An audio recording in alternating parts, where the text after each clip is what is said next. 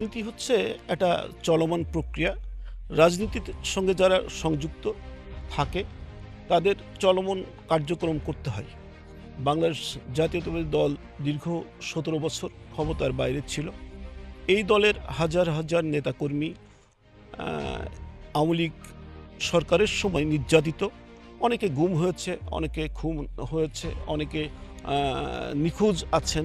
এখনো অনেক হাজার, হাজার নেতাকর্মী। আমি ব্যক্তিগতভাবে মনে করি এই দলের যারা নেতাকর্মী আ যারা দীর্ঘদিন আ এই নির্যাতিত, তারা দীর্ঘদিন পরে আজ একটি তত্ত্বাবধায়ক সরকার বলি আর বৈষম্য ছাত্র আন্দোলনের মাধ্যমে বাংলাদেশের নতুন একটি স্বাধীনতা উপহার দিয়েছে ছাত্র সংগঠন। সেখানে বিএনপির একটা ব্যাপক ভূমিকা ছিল। আ ৫ই আগস্টের পরবর্তীতে যে গভর্নমেন্ট বাংলাদেশে অবস্থান করছে